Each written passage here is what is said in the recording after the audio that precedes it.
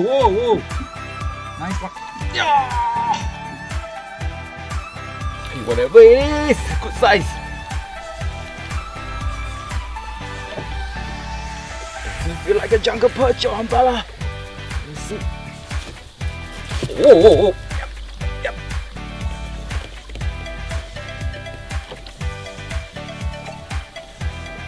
Oh, yes! Shadow! Unexpected!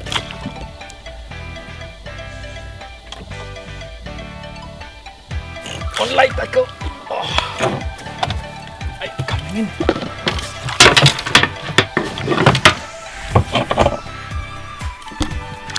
I know it's not a hambala. Okay, I've seen it. It's probably a nice giant snakehead or toman as we call here. Then this is a single, not a brooding.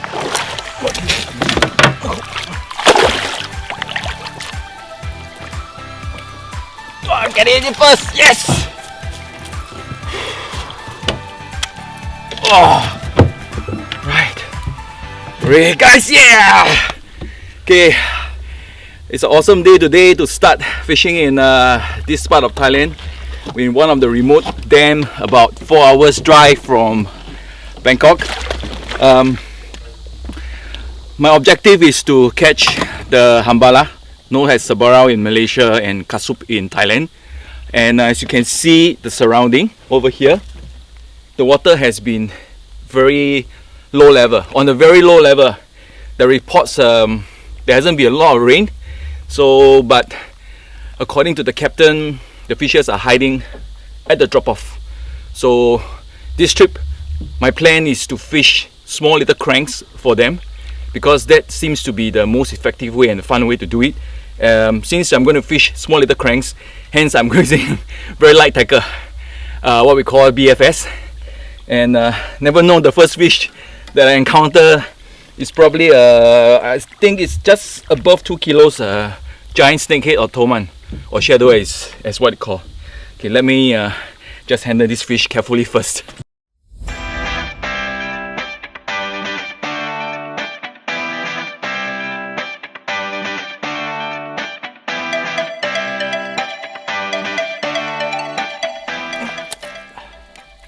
Okay, I'm going to release the fish, rub it, come back again. Oh, it's very strong.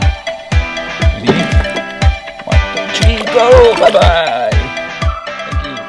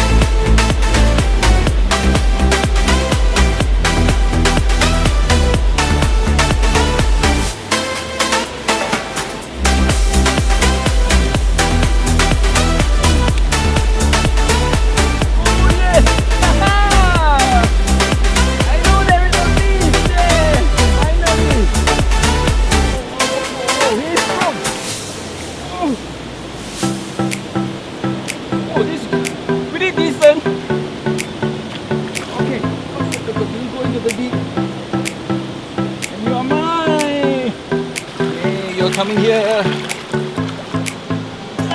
Yes! Woohoo! Ha! Fat! Look at how fat and white. Beautiful fish.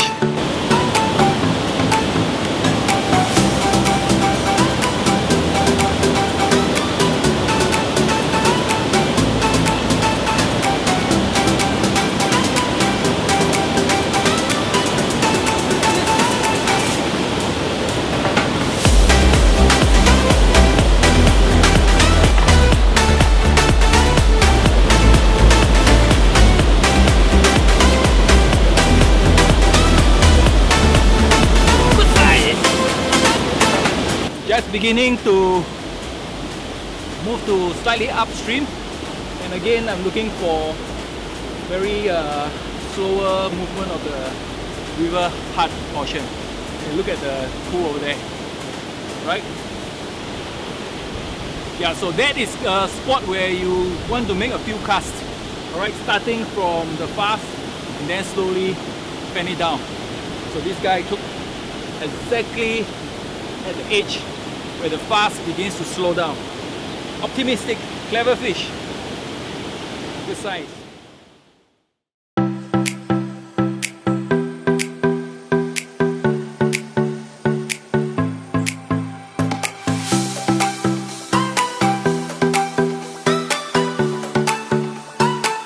Thank you, Sabarao. Hambala, nice fish. Okay, grow big, grow healthy, multiply. Alright, beautiful fish.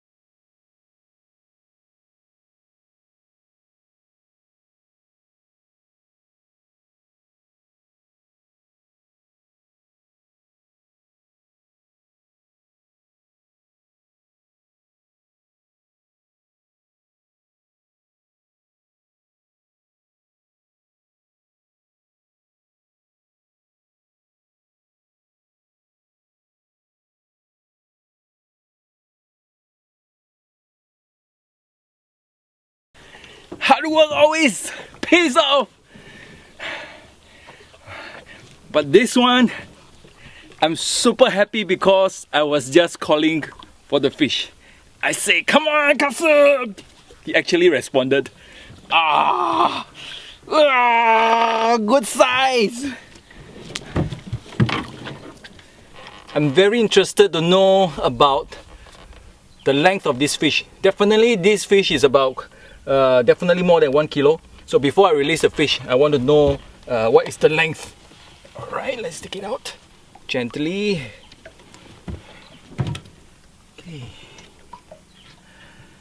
Okay, almost 50. I will give it about 48 from here to the tier. It's about 48.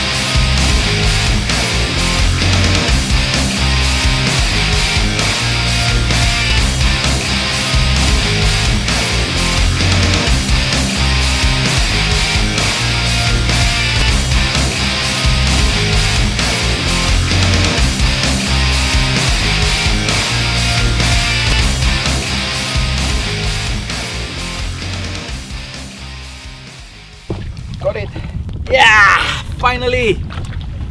It's a pretty tough day. The wind is quite strong, but the captain is very insistent to find us places where he knows the kasup or the hambala will hide around.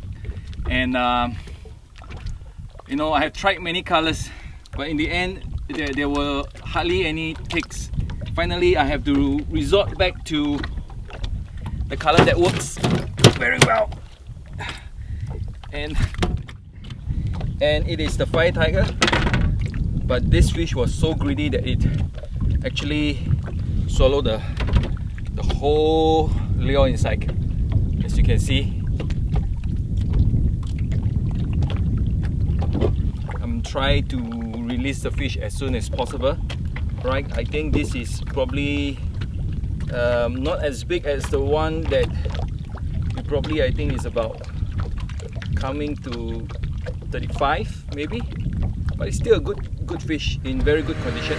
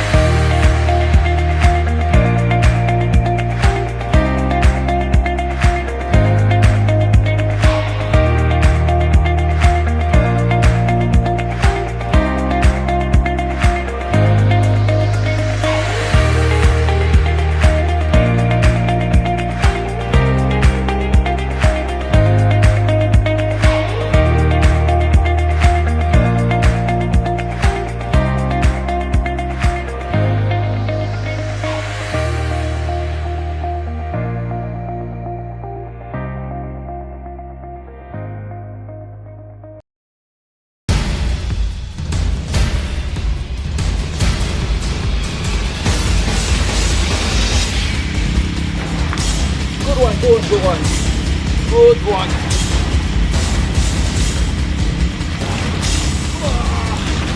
Hey, no, don't go in. Come on, yes.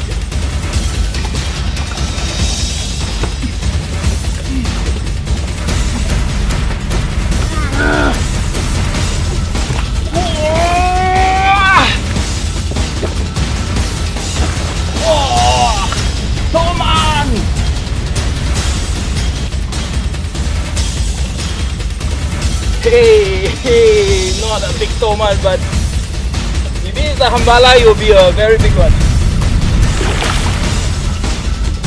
Hey.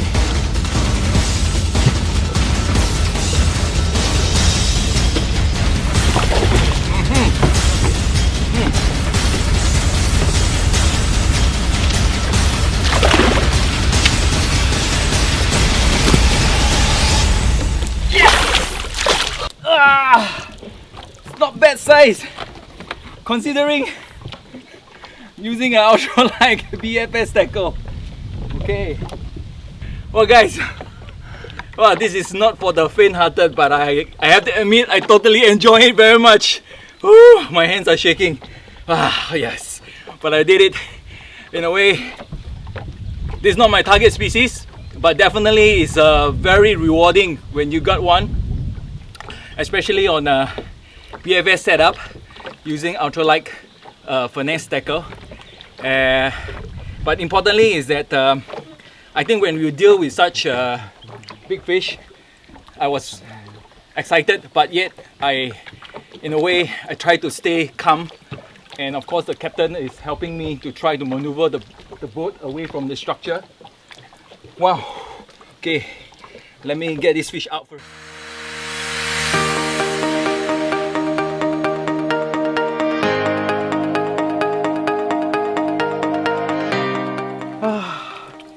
Thank you, Mr. Toman, for the exciting fight. I will let you go slowly. Okay, you are a beautiful creature. Very strong.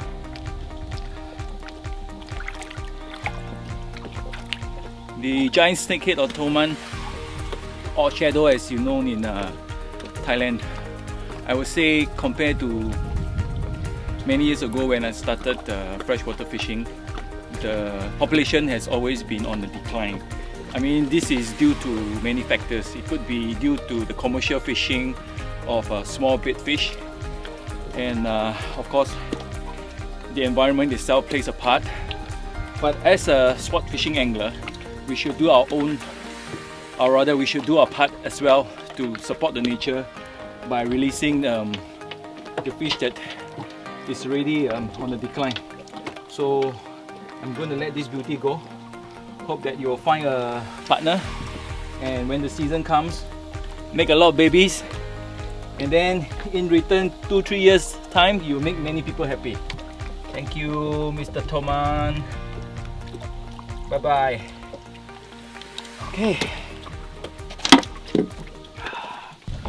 Okay guys, I hope that when situations like this where the water is very low, I think this is extremely low, I will encourage you guys to try crankbait fishing for kasup.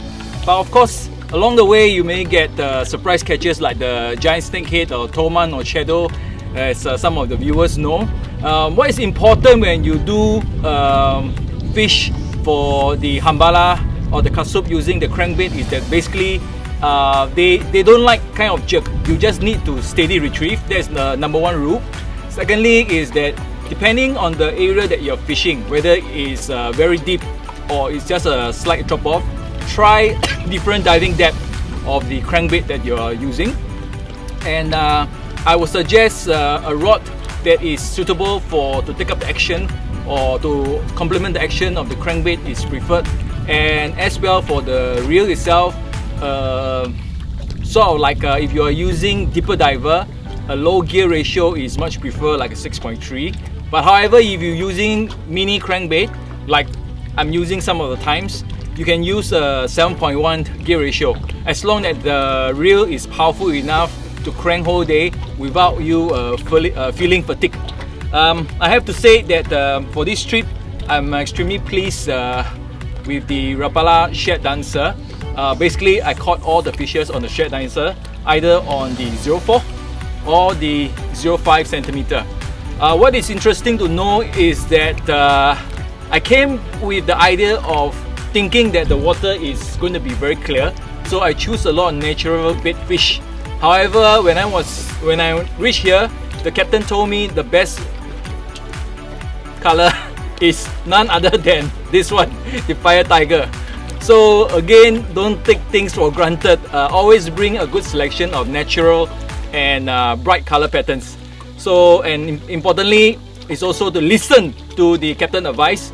So I would say that it has been a wonderful experience for myself, learning how to fish the crankbait in this kind of situation. And what I also noticed is that sometimes during the day where the water temperature is a little bit higher, the hambala or kasup actually goes down deeper water.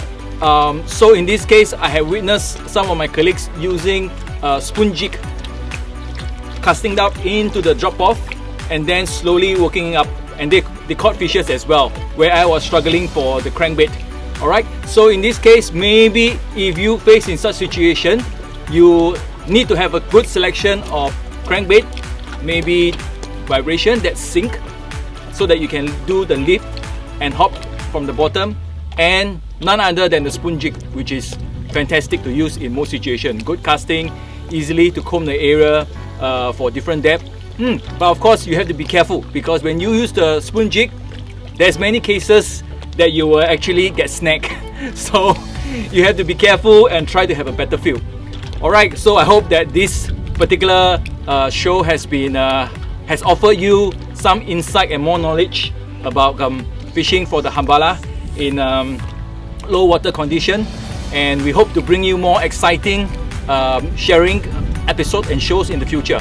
Alright, see you guys again. Bye bye.